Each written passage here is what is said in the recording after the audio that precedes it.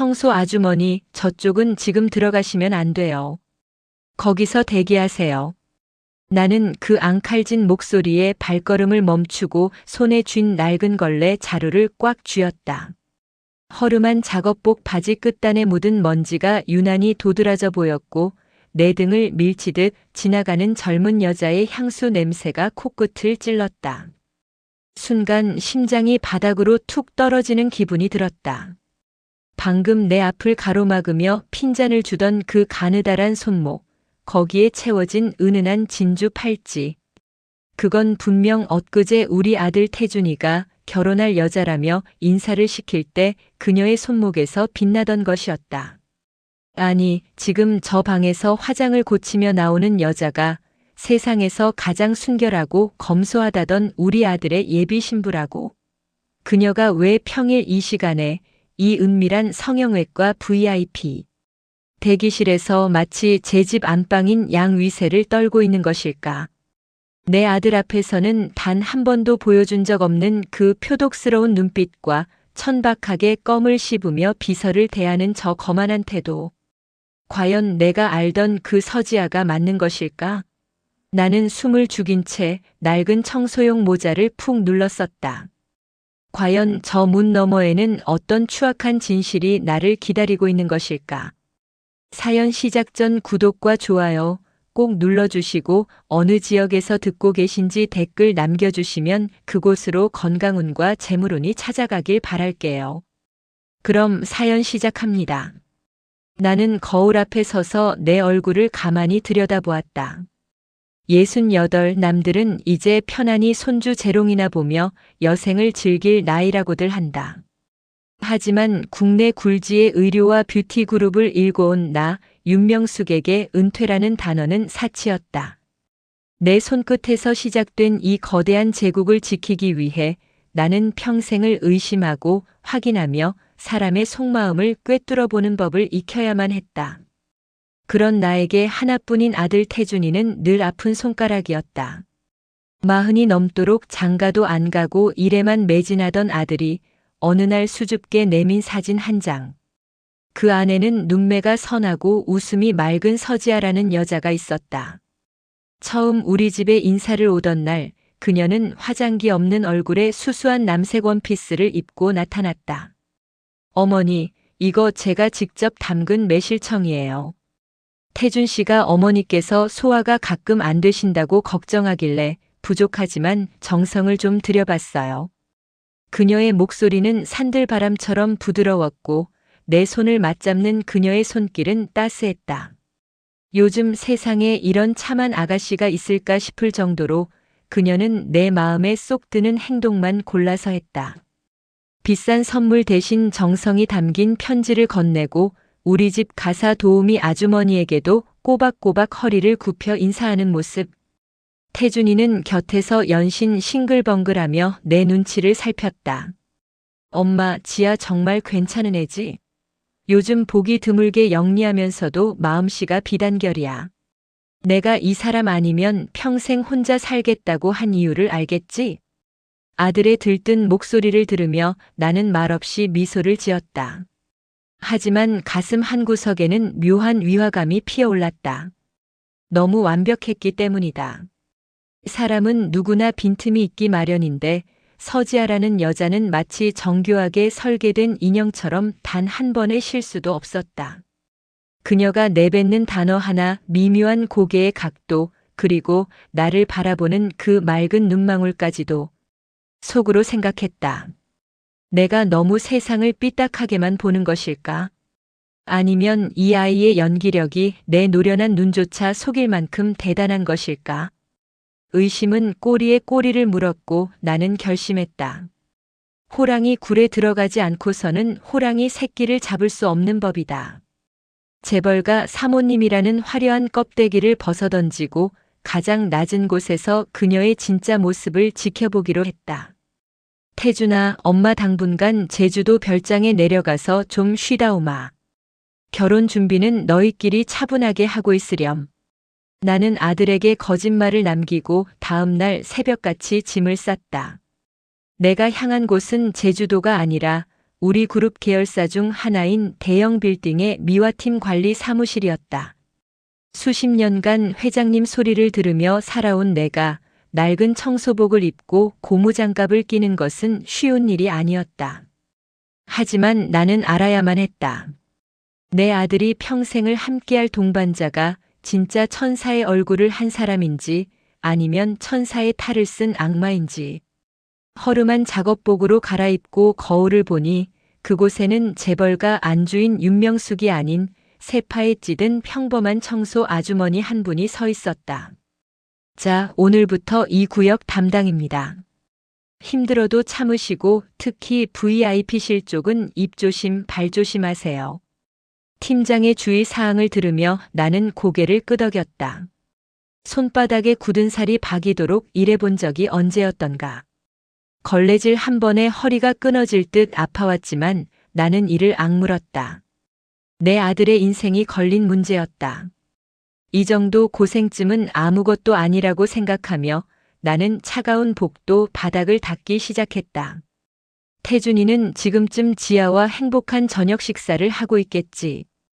그녀는 여전히 조신한 말투로 아들의 입에 음식을 넣어주고 있을까? 아니면 내가 없는 곳에서 본색을 드러내고 있을까?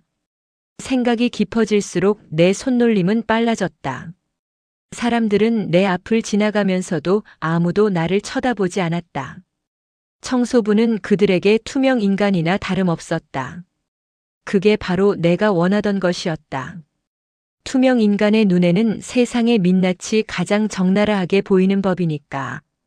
나는 땀방울이 송골송골 맺힌 이마를 닦아내며 그녀가 자주 들른다는 성형외과 건물의 청소 명단을 유심히 살폈다. 지아는 일주일에 3번 이곳의 VIP 관리실을 찾는다고 했다. 평범한 직장인이라던 그녀가 한 번에 수백만 원을 호가하는 관리를 어떻게 매주 받을 수 있는 것일까? 마음속으로 수만 가지 가설을 세워보았다. 부모님이 물려준 유산이 있는 걸까? 아니면 태준이가 몰래 카드를 준 것일까? 그것도 아니라면 내가 모르는 누군가가 그녀의 뒷배를 봐주고 있는 것일까? 의문은 깊어만 갔고 나는 마침내 그녀가 나타나기로 한 요일의 아침을 맞이했다. 복도를 지나가는 사람들의 대화 소리가 들려왔다. 그 아가씨 또 왔어? 진짜 보통 아니더라. 원장님이랑 무슨 사이길래 저렇게 유난이야? 간호사들의 수군거림이 내 귀바닥을 때렸다. 나는 걸레를 든 채 벽 뒤로 몸을 숨겼다. 심장이 쿵쾅거리며 귓가에 울려 퍼졌다. 저 멀리 엘리베이터 문이 열리고 익숙한 실루엣이 나타났다. 단아한 원피스 대신 몸매가 훤히 드러나는 화려한 의상을 입고 선글라스를 낀 채 거만하게 걸어오는 여자. 그녀의 뒤에는 명품 쇼핑백이 가득 들려 있었다. 나는 숨이 멎는 것 같았다. 그녀는 내가 알던 서지아가 아니었다. 그녀가 지나간 자리에는 진한 향수 냄새가 잔상처럼 남았다.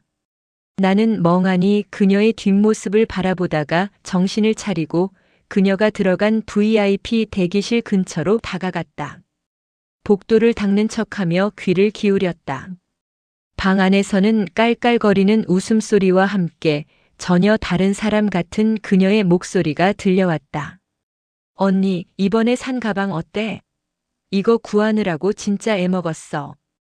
그 멍청한 남자가 준 카드로 긁었는데 한도 초과 안 나오게 조절하느라 죽는 줄 알았다니까. 남자의 카드라니. 태준이를 말하는 것일까? 내 아들은 분명 지아가 사치 부릴 줄 모르는 검소한 사람이라며 입이 마르도록 칭찬했었다. 심지어 지아는 데이트 비용도 본인이 반씩 부담한다며 기특해하지 않았던가. 나는 가슴이 타들어가는 것 같았다. 혹시나 하는 마음으로 나는 어제 태준이의 서재에서 몰래 확인했던 지아의 생활비 가계부를 떠올렸다. 그 가계부에는 시장에서 산 콩나물 값까지 꼼꼼히 적혀 있었다. 한 달 생활비 50만 원으로 알뜰하게 살아간다는 그녀의 말에 태준이는 감동의 눈물까지 글썽였었다. 하지만 지금 내 눈앞에 펼쳐진 광경은 무엇이란 말인가. 그녀가 들고 있는 가방 하나만 해도 우리 집 도우미 아주머니의 1년치 연봉과 맞먹는 수준이었다. 나는 떨리는 손을 진정시키며 다시 걸레질에 집중했다. 잠시 후 지아가 전화를 받으러 복도로 나왔다. 그녀는 내 존재를 완전히 무시한 채 내 발밑까지 다가와 신경질적으로 소리를 높였다. 아, 진짜 짜증나게. 내가 말했잖아. 이번 달 안으로 다 갚는다고. 그 집안 아들이랑 결혼만 하면 그 정도 돈은 껌값이야. 조금만 더 기다려봐. 지금은 내가 세상에서 제일 착한 여자 코스프레 중이니까 방해하지 말고. 전화를 끊은 지아는 침을 뱉듯 욕설을 내뱉고는 다시 방으로 들어갔다. 나는 망치로 머리를 엇맞은 기분이었다. 결혼만 하면 껌값이라니. 그녀에게 내 아들은 사랑하는 연인이 아니라 자신의 빚을 갚아줄 현금 인출기에 불과했던 것일까? 속으로 생각했다. 아, 태준아. 이 불쌍한 녀석아. 너는 대체 무엇을 보고 그 여자를 사랑하게 된 것이냐? 나는 그날 이후로 지아의 뒤를 본격적으로 캐기 시작했다. 청소부라는 직업은 생각보다 정보를 얻기에 최적이었다. 사람들은 청소하는 노인 앞에서는 보안 의식이 사라지는지 중요한 통화 내용을 거리낌 없이 노출하곤 했다. 나는 지아가 매주 월요일마다 들른다는 명품관과 고급 레스토랑을 알아냈다. 그리고 그녀의 카드 사용 내역을 몰래 조사하기 위해 그룹 내 개인 조사팀을 은밀히 가동했다. 며칠 뒤 도착한 보고서는 충격 그 자체였다. 서지아라는 이름으로 발행된 카드는 없었다. 대신 그녀는 여러 명의 가명을 사용하며 수십 개의 차명 계좌를 운용하고 있었다. 백화점 VIP 실적은 이미 최상위 등급이었고 그녀가 생활비라고 부르던 돈의 출처는 대부분 태준이가 준 결혼 준비 자금이었다. 태준이는 그녀가 신혼집 가구를 보러 다닌다며 건넨 돈을 그녀는 자신의 명품 시계와 해외 호텔 숙박비로 탕진하고 있었던 것이다. 나는 보고서를 읽으며 손을 부르르 떨었다. 분노가 치밀어 올라 당장이라도 그녀의 멱살을 잡고 싶었지만 나는 참아야 했다. 더 큰 진실이 숨겨져 있을 것만 같은 직감이 들었기 때문이다. 단순히 돈을 좋아하는 사치스러운 여자라면 차라리 다행이었다. 하지만 지아의 행적은 그보다 훨씬 더 치밀하고 계획적이었다. 나는 다시 청소복을 입고 현장으로 나갔다. 지아가 이번에는 강남의 어느 프라이빗 바에 나타난다는 정보를 입수했다. 그곳은 일반인은 출입조차 힘든 곳이었지만 나는 그 건물의 청소 용역 업체 사장을 잘 알고 있었다. 나는 특별히 부탁하여 그날 밤 바의 화장실 청소를 맡았다. 어두컴컴한 조명 아래 술 냄새와 담배 연기가 자욱한 그곳에서 지아를 발견했다. 그녀는 수수한 모습은 온데간데 없이 등이 훤히 파인 드레스를 입고 남성들과 어울려 독한 술을 마시고 있었다. 그녀의 웃음소리가 공허하게 울려 퍼졌다. 예, 태준이는 어쩌고 여기 왔어? 그 순진한 도련님, 너 오늘 친구들이랑 밤새 공부한다고 믿고 있을 텐데. 옆에 있던 친구가 깔깔거리며 묻자 지아가 술잔을 기울이며 대답했다. 말도 마. 걔는 내가 숨만 쉬어도 감동하는 애야. 내가 조금만 슬픈 표정 지으면 세상이 무너지는 줄 안다니까. 결혼식까지만 버티면 돼. 그 다음엔 내 세상이지. 그 집 엄마가 엄청 깐깐한 노인네라는데 제주도 내려갔을 때 빨리 해치워야 해. 노인네? 빨리 해치워야 해? 나는 화장실 칸 안에서 숨을 죽인 채 그 말을 곱씹었다. 그녀의 입에서 나오는 노인네가 바로 나를 가리키는 것임을 알았을 때 내 마음속에 남아있던 일말의 자비심조차 차갑게 식어버렸다. 그녀는 단순히 돈을 노리는 게 아니었다. 우리 가족 전체를 기만하고 내 아들의 인생을 송두리째 이용하려 들고 있었다.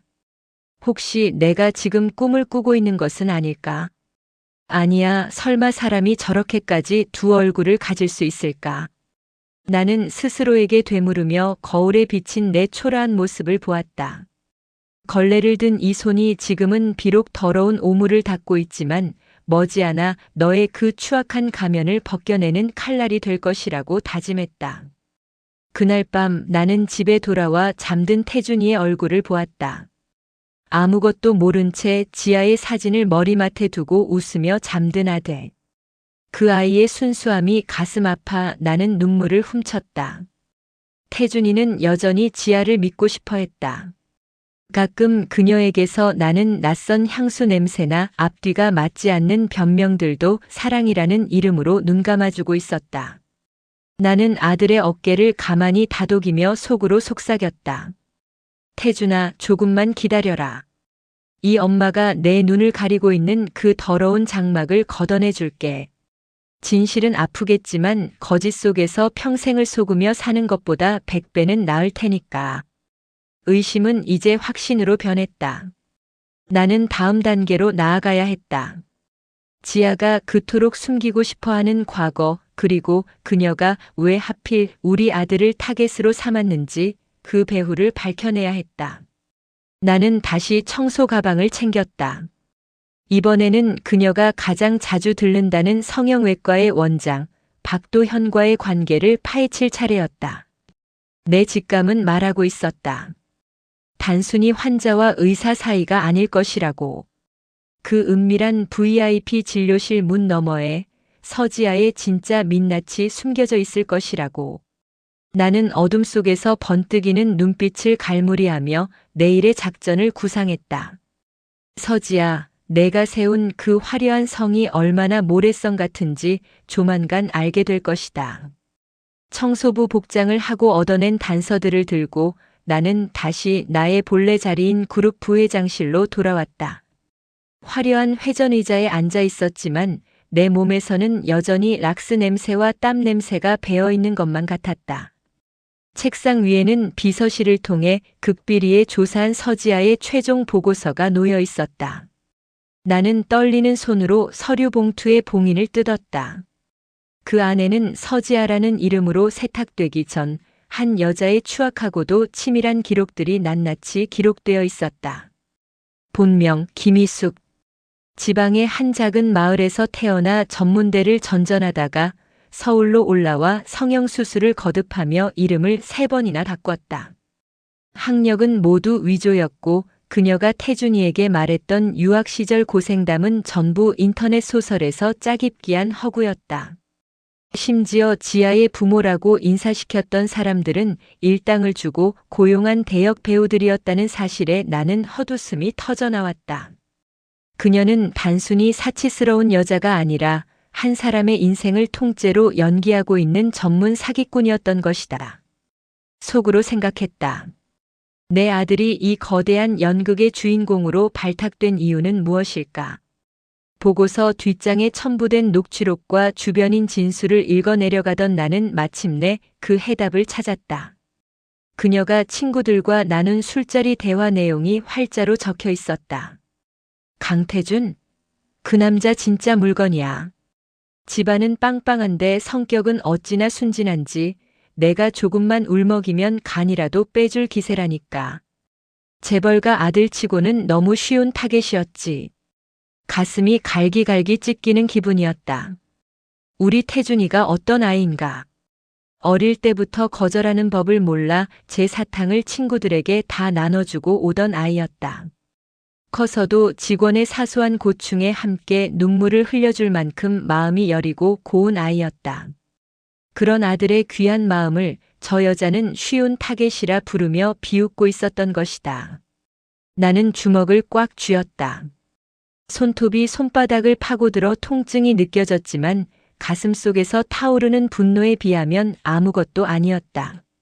조사 보고서에는 그녀의 이전 타겟들도 나열되어 있었다. 주로 부유하지만 사회 경험이 적은 청년들이나 외로운 중년 자산가들이었다. 그녀는 그들에게서 거액의 돈을 뜯어내거나 파온 위자료를 챙겨 도망치는 방식으로 자금을 마련해왔다. 그런데 이번에는 목표가 컸다. 우리 그룹의 안주인 자리를 노리고 들어온 것이다. 치밀하게 동선을 짜고 태준이가 자주 가는 유기견 보호소에 우연을 가장해 나타나 유기견을 돌보는 천사 같은 모습을 연출했다는 대목에서는 소름이 돋았다. 나는 책상 위에 놓인 태준이의 어릴 적 사진을 가만히 어루만졌다. 환하게 웃고 있는 아들의 얼굴 위로 가식적인 미소를 짓던 서지아의 얼굴이 겹쳐 보였다. 속으로 생각했다. 지아야, 내가 사람을 잘못 골라도 한참 잘못 골랐구나. 내 아들을 건드린 건 곧 나 윤명숙의 심장을 건드린 것과 다름없다는 걸 곧 깨닫게 해주마. 내가 평생을 바쳐 일궈온 이 성체가 너 같은 불나방 한 마리에 흔들릴 만큼 허술하지 않다는 걸 보여주겠다. 비서실장이 조용히 문을 열고 들어왔다. 그는 내가 청소부로 위장했던 사실을 아는 유일한 최측근이었다. 부회장님, 서지아 씨가 오늘 오후 3시에 박도현 원장의 병원을 다시 예약했습니다. 이번에는 단순한 관리가 아니라 원장실에서 긴 대화가 예정되어 있다고 합니다. 나는 고개를 끄덕이며 자리에서 일어났다. 알겠네. 다시 그 옷을 준비해주게. 부회장님 직접 가시겠습니까? 사람을 시켜도 충분할 텐데 말입니다. 아니, 이건 내 눈으로 직접 봐야겠어. 그래야 나중에 태준이 앞에서도 당당하게 말해줄 수 있을 테니까. 나는 다시 낡은 미화원 복장으로 갈아입었다. 거울 속에 나는 이제 완벽한 타인이었다. 누구도 이 초라한 노인이 수천억 대 자산을 움직이는 그룹의 실세라고는 생각지 못할 것이다. 나는 낮은 목소리로 혼잣말을 내뱉었다. 진실이라는 건 말이야, 가장 낮은 곳에서 가장 선명하게 보이는 법이지. 병원으로 향하는 차 안에서 나는 끊임없이 갈등했다. 당장이라도 태준이를 불러 이 서류들을 던져주고 싶었다. 하지만 아들은 믿지 않을 것이다. 아니, 믿고 싶지 않아 할 것이다. 지아를 향한 아들의 마음은 이미 너무 깊어져 있었고 아들은 사랑에 눈이 멀어 이성적인 판단을 내리지 못하고 있었다. 내가 억지로 떼어놓으려 하면 할수록 아들은 그녀를 지켜주어야 한다는 영웅 심리에 빠져 나를 원망하게 될 터였다. 가장 확실한 방법은 아들이 직접 그녀의 추악한 민낯을 목격하게 하거나 그녀 스스로 무너지게 만드는 것뿐이었다. 성형외과에 도착하니 벌써 복도는 환자들로 북적였다. 나는 구석진 화장실부터 청소를 시작하며 기회를 엿보았다. 간호사들이 바쁘게 움직이는 틈을 타 나는 박도현 원장의 집무실이 있는 VIP층으로 조심스럽게 발걸음을 옮겼다. VIP층은 고요했다. 바닥에는 대리석이 깔려 있었고 은은한 클래식 음악이 흐르고 있었다. 하지만 그 우아한 분위기 뒤에 숨겨진 공기는 무겁고 탁했다. 나는 청소용 밀대를 밀며 박 원장의 방 앞에 섰다. 문틈으로 낮은 대화 소리가 새어나왔다. 나는 귀를 바짝 갖다 댔다. 박 원장의 목소리였다. 지아야, 이제 슬슬 마무리해야지. 그 집 아들이랑 약혼 발표까지 잡혔다며? 언제까지 이런 관계 유지할 거야? 이어지는 지아의 목소리는 태준이 앞에서의 그 조신함과는 거리가 멀었다. 원장님 걱정 마세요. 태준 씨는 제 말이라면 죽는 신용도 해요. 약혼하고 나면 병원 확장 자금부터 끌어올게요. 일단 그 노인네 유산만 확실히 확보하면 우리 세상인 거 아시잖아요. 속으로 생각했다. 역시 그랬구나. 단순한 환자와 의사 관계가 아니라 서로의 욕망을 채워주는 공생 관계였던 것이다. 박도현은 지아의 미모를 유지해주며 뒷배가 되어주고 지아는 재벌가의 입성에 그에게 거액의 투자를 약속한 것이었다. 분노로 손이 부들부들 떨렸다. 내 아들을 제물 삼아 자신들의 욕망을 채우려 하는 저들의 파렴치함에 치가 떨렸다. 나는 밀대를 꽉 쥐었다. 지금 당장 문을 박차고 들어가 저들의 뺨을 후려치고 싶은 충동이 일었다. 하지만 나는 참았다. 사냥은 한 번에 끝내야 한다. 어설프게 건드렸다가 도망갈 구멍을 만들어 주어서는 안 된다. 나는 숨을 깊게 몰아쉬며 다시 바닥을 닦기 시작했다. 내일은 양가 상견례와 약혼 발표가 있는 날이다. 서지야, 내가 가장 높이 올라갔다고 생각하는 그 순간에 내가 너를 가장 깊은 나락으로 떨어뜨려 주마. 복도를 지나가는 지아의 발소리가 들렸다. 나는 고개를 푹 숙인 채 벽에 붙어 섰다. 지아는 내 옆을 지나가며 혐오스럽다는 듯 코를 킁킁거렸다. 아, 정말. 청소를 하려면 냄새 안 나게 좀 하지. 옷에 배겠네. 그녀는 내 어깨를 툭 치고 지나갔다. 나는 대답 대신 낮은 자세로 걸레질을 계속했다. 그래, 지금은 실컷 비웃어두렴. 이 냄새나는 청소부가 내일 내 인생의 종지부를 찍게 될 거라는 사실은 꿈에도 모른 채로. 상견례 전날 오후 성형외과 VIP층은 평소보다 더욱 삼엄한 분위기였다.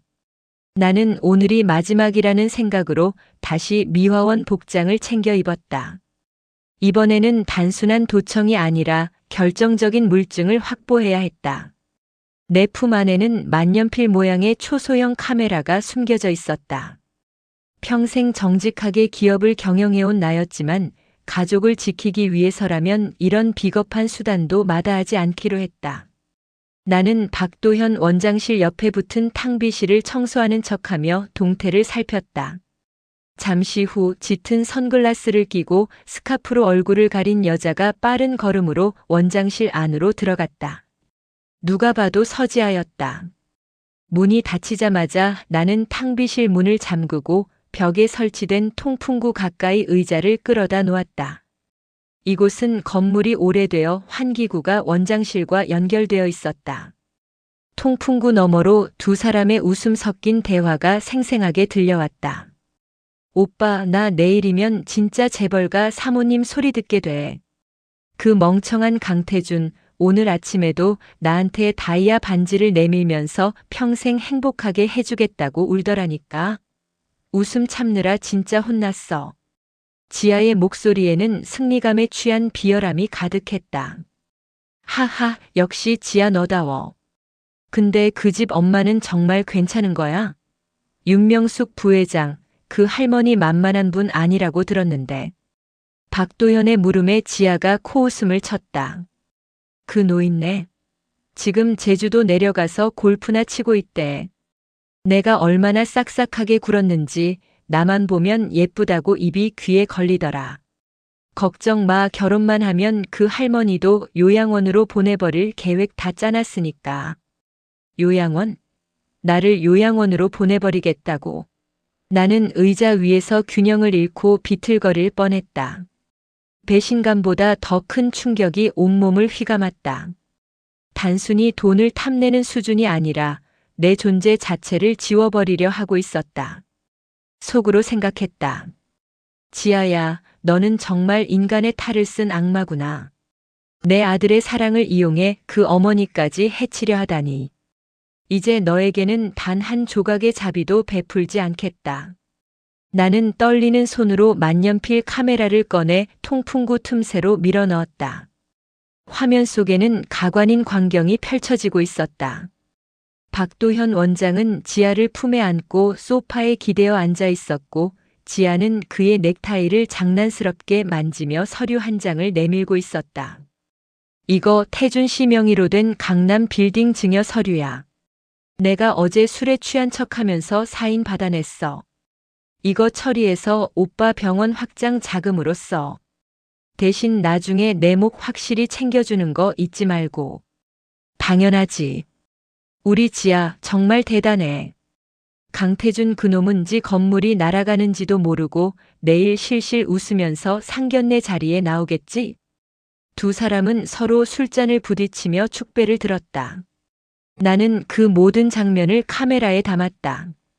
태준이의 인감이 찍힌 증여 서류, 그리고 두 사람의 밀회 현장. 이보다 더 확실한 증거는 없었다. 속으로 생각했다. 태준아, 내가 그토록 믿었던 여자가 내 등 뒤에서 칼을 꽂고 있다. 내가 평생을 일궈온 자산을 저들에게 바치려 하고 있다. 이래도 그녀가 천사처럼 보이느냐? 나는 카메라를 회수하고 조용히 의자에서 내려왔다. 심장이 터질 듯이 뛰었지만 정신은 그 어느 때보다 맑았다. 나는 탕비실을 나와 복도를 걸었다. 그때 원장실 문이 벌컥 열리더니 지아가 밖으로 나왔다. 그녀는 흐트러진 옷무새를 추스르며 거울을 보고 립스틱을 덧칠하고 있었다. 나는 고개를 숙이고 그녀 곁을 지나가려 했다. 그런데 지아가 갑자기 내 앞을 가로막았다. 아줌마, 잠깐만요. 나는 멈춰 섰다. 심장이 바닥으로 떨어지는 것 같았다. 혹시 들킨 것일까? 나는 모자를 더 깊게 눌렀으며 낮은 목소리로 물었다. 네, 무슨 일이신가요? 지아는 불쾌하다는 듯 내 아래 위를 훑어보더니 손가락으로 바닥을 가리켰다. 여기 바닥에 물기가 있잖아요. 나 내일 중요한 자리 가야 해서 비싼 구두 신었는데 미끄러지면 아줌마가 책임질 거야? 당장 닦아내요. 나는 말없이 허리를 굽혀 지아의 발밑을 걸레로 닦기 시작했다. 지아는 그런 나를 비웃으며 혼잣말을 내뱉었다. 팔자도 참. 늙어서 저러고 살고 싶을까? 나는 절대 저렇게 안 살지. 이제 곧 여왕처럼 살 텐데. 그녀는 내 손등을 구두굽으로 살짝 짓밟으며 지나갔다. 날카로운 통증이 느껴졌지만 나는 신음소리 하나 내지 않았다. 그녀의 구두 소리가 멀어질 때까지 나는 바닥에 엎드려 있었다. 속으로 생각했다. 그래, 지아야. 지금 실컷 밟아두렴. 이 손등의 상처가 내일 너에게는 치명적인 화살이 되어 돌아갈 테니까. 너는 내가 여왕이 될 거라 믿고 있겠지만 내가 앉으려는 그 왕좌는 이미 불타고 있는 가시방석이란다. 나는 손등에 맺힌 핏방울을 닦아내며 차갑게 미소 지었다. 병원을 나온 나는 곧장 비서실로 향했다. 모든 준비는 끝났나? 비서실장은 비장한 표정으로 서류 가방을 내밀었다. 네, 부회장님. 서지아의 과거 영상, 차명 계좌 내역, 그리고 오늘 확보하신 영상까지 모두 편집 완료했습니다. 내일 상견례 장소의 스크린 시설도 저희 보안팀이 이미 장악했습니다. 좋아. 태준이에게는 연락하지 마라. 그 아이는 내일 그 자리에서 진실을 마주해야 해. 그래야 독하게 마음을 먹을 수 있을 테니까.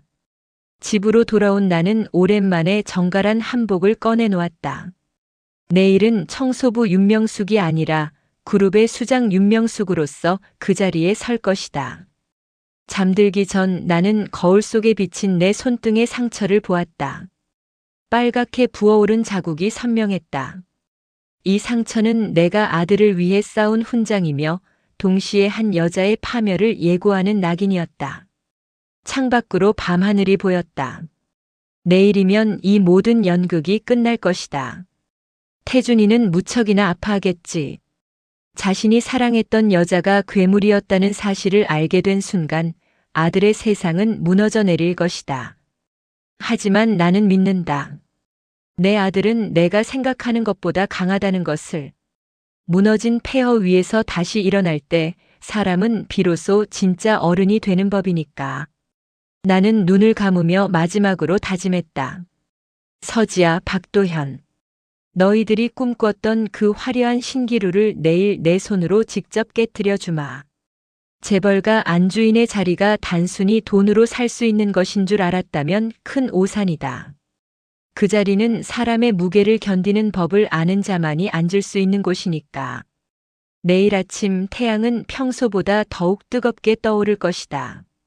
그리고 그 빛 아래서 너희들의 모든 거짓은 낱낱이 타버리게 될 것이다. 나는 차분하게 호흡을 가다듬으며 잠을 청했다. 내일의 거대한 폭풍우를 앞둔 고요하고도 차가운 밤이었다. 드디어 운명의 날이 밝았다. 창밖으로 비치는 이른 아침의 햇살은 유난히도 시리고 투명했다.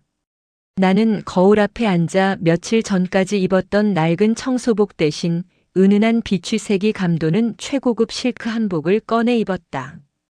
옷깃을 여미는 내 손끝이 미세하게 떨리고 있었다. 이것은 긴장이라기보다 한 인간의 가면을 벗겨내야만 하는 어미의 비장한 결이었다. 거울 속에 나는 다시 그룹의 안주인 윤명숙으로 돌아와 있었다. 목에 걸린 진주 목걸이가 묵직한 무게감을 더했다. 나는 화장대 위에 놓인 옥반지를 손가락에 끼우며 가만히 의존렸다. 지아야, 내가 그토록 갈망하던 자리가 어떤 무게인지 오늘 똑똑히 보여주마. 속으로 생각했다. 내 아들의 심장을 갈기갈기 찢어놓을 이 시간이 너무나도 두렵다. 하지만 골문 상처는 도려내야만 새 살이 돋는 법이다. 태준아, 엄마를 원망하더라도 오늘만큼은 참아내다오. 약속 장소인 호텔 VIP 연회장에 도착했다. 입구에서부터 우리 그룹 보안팀 직원들이 나를 향해 깊게 허리를 숙였다. 나는 그들의 인사를 뒤로 하고 무거운 문을 열었다. 화려한 샹들리에 조명이 눈부시게 쏟아지는 가운데 태준이와 지아가 나란히 앉아 있었다. 나를 발견한 태준이가 환하게 웃으며 달려와 내 손을 잡았다. 엄마, 제주도에서 언제 오셨어요? 얼굴이 좀 수척해지신 것 같아요. 아들의 따뜻한 손길에 가슴 한구석이 아릿해졌다. 뒤따라 일어난 지아는 평소처럼 단아하고 고운 미소를 지으며 내게 다가왔다. 그녀는 무릎을 살짝 굽히며 정중하게 인사했다. 어머니, 먼 길 오시느라 고생 많으셨어요. 보고 싶었어요. 그 목소리는 어제 병원 복도에서 나를 걷어차며 노인네라고 비웃던 그 여자의 것이라고는 도저히 믿기지 않을 만큼 감미로웠다. 속으로 생각했다. 저 입술로 얼마나 많은 거짓을 뱉어왔을까? 저 눈빛으로 얼마나 많은 사람을 속여왔을까? 내 아들의 손을 잡고 있는 저 가느다란 손목에 채워진 팔찌가 태준이의 피 같은 자산으로 사들인 전리품이라는 사실이 나를 미치게 했다. 나는 애써 미소를 지으며 그녀의 손을 잡았다. 그래, 지아야. 나도 너를 무척 보고 싶었단다. 할 이야기가 아주 많거든. 식사가 시작되고 분위기가 무르익을 무렵 지아가 준비한 듯한 선물을 내밀었다. 어머니, 이건 제가 어머니 건강을 생각해서 특별히 준비한 보약이에요. 비싼 건 아니지만 제 정성이에요. 나는 그 상자를 물끄러미 바라보다가 조용히 내려놓았다. 정성이라. 지아, 너는 정성이라는 단어를 참 좋아하는구나. 하지만 나는 오늘 너에게 더 큰 선물을 주고 싶어서 준비한 게 있단다. 태준이가 호기심 어린 눈으로 나를 보았다. 선물요? 엄마, 그게 뭐예요? 나는 비서실장에게 고개를 끄덕였다. 곧 연회장 한쪽 벽면을 가득 채운 대형 스크린에 불이 들어왔다. 지아의 얼굴에 찰나의 당혹감이 스쳤지만 이내 평정을 되찾고 생긋 웃었다. 어머, 저희 연애 시절 사진이라도 준비하신 거예요? 아니, 사진보다 훨씬 더 생동감 넘치는 영상이란다. 나는 리모컨을 눌렀다. 화면에는 화려한 파티장에서 등을 훤히 드러낸 드레스를 입고 술잔을 기울이는 지아의 모습이 나타났다. 태준이의 눈동자가 흔들리기 시작했다. 이어지는 영상은 더욱 가관이었다. 성형외과 원장실에서 박도현의 품에 안겨 태준이를 멍청한 타겟이라 비웃는 지아의 목소리가 스피커를 타고 장내에 울려 퍼졌다. 그 멍청한 강태준, 내가 조금만 울먹이면 간이라도 빼줄 기세라니까. 연 회장은 찬물을 끼얹은 듯 정적이 감돌았다. 지아의 얼굴이 순식간에 흑빛으로 변했다. 그녀는 벌벌 떨리는 손으로 태준이의 소매를 붙잡았다. 태준 씨, 이거 아니야. 이거 다 조작된 거야. 어머니가 나를 오해해서 사람 시켜서 만든 거라고. 하지만 영상은 멈추지 않았다. 마지막 장면, 청소부 복장을 한 내가 지아의 발밑을 닦고 있을 때 그녀가 내 손등을 구두굽으로 짓밟으며 비웃던 장면이 클로즈업되었다. 팔자도 참. 늙어서 저러고 살고 싶을까. 저 노인네 나중에 결혼하면 바로 요양원으로 보내버려야지. 태준이는 넋이 나간 표정으로 화면을 응시하다가 천천히 고개를 돌려 지아를 바라보았다. 그의 눈에는 배신감과 슬픔, 그리고 형언할 수 없는 분노가 소용돌이치고 있었다. 지아 씨, 이게 정말 당신이야? 내가 사랑했던 그 순수하고 착했던 서지아가 맞느냐고. 태준이의 절규에 지아는 바닥에 주저앉아 비명을 질렀다. 아니야. 저건 내가 아니야. 박 원장이 시킨 거야. 나는 아무 잘못 없어. 나는 자리에서 일어나 천천히 그녀에게 다가갔다. 그리고 내 손등에 남은 빨간 구두 굽자국을 그녀의 눈앞에 들이밀었다. 이 자국 기억하니? 내가 어제 성형외과 복도에서 냄새나는 노인네라며 짓밟았던 그 상처란다. 지아의 눈이 공포로 커졌다. 어머니. 아니, 회장님. 살려주세요. 제가 미쳤었나 봐요. 그녀는 내 치맛자락을 붙잡으며 오열했지만 나는 차갑게 그 손을 뿌리쳤다. 속으로 생각했다. 인간의 욕심은 끝이 없고 그 끝은 늘 이렇게 비참한 법이다.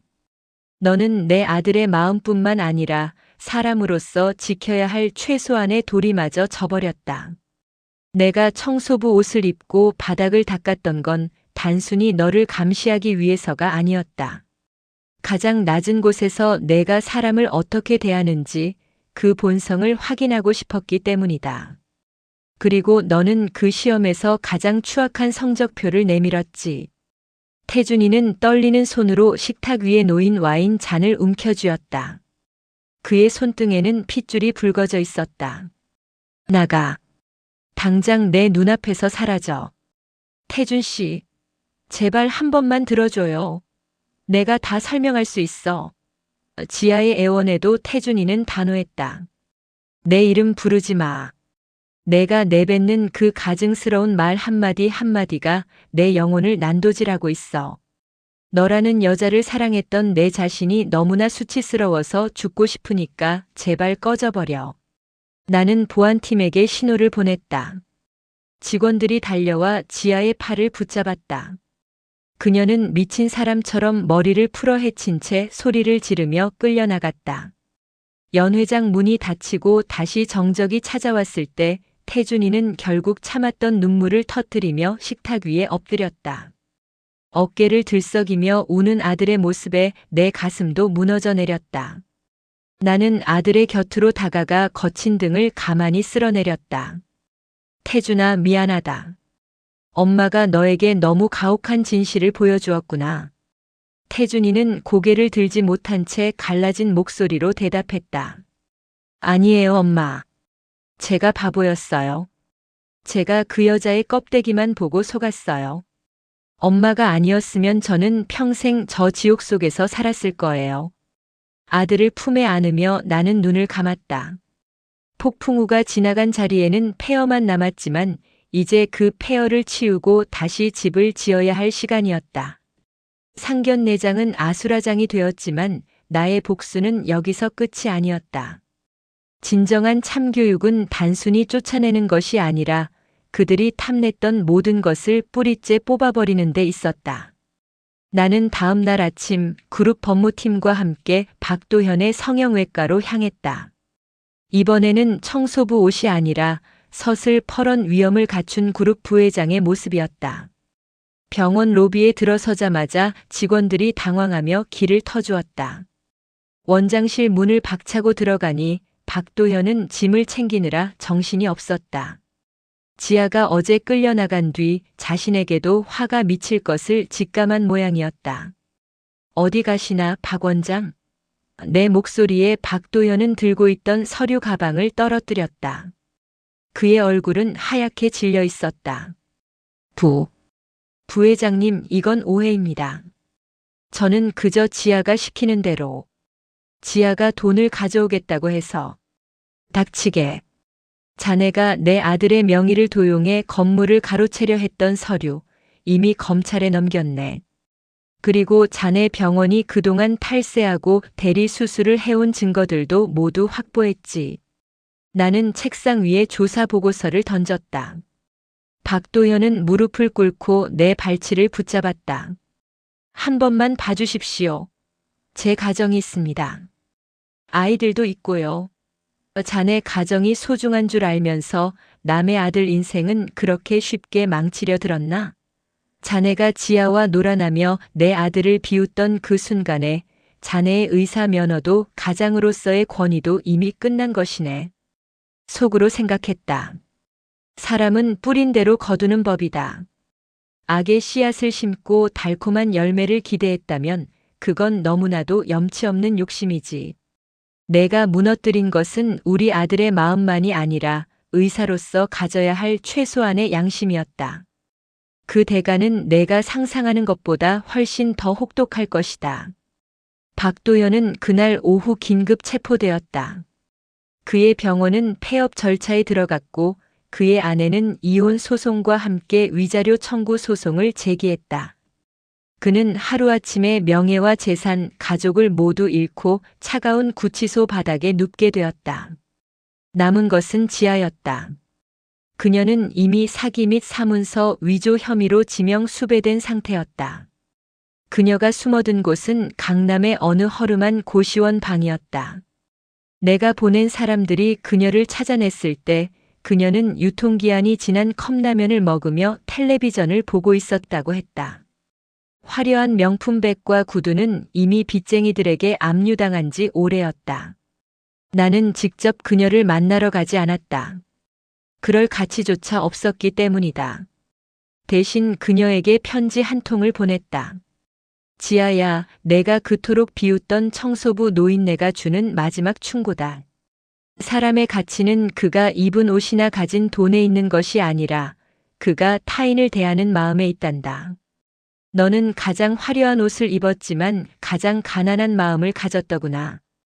감옥에서 보낼 시간 동안 내가 짓밟았던 수많은 진심에 대해 깊이 참회하길 바란다. 며칠 후 태준이가 내 방으로 찾아왔다. 그의 눈은 여전히 조금 부어 있었지만 표정은 전보다 훨씬 단단해져 있었다. 엄마, 저 지아 씨 면회 다녀왔어요.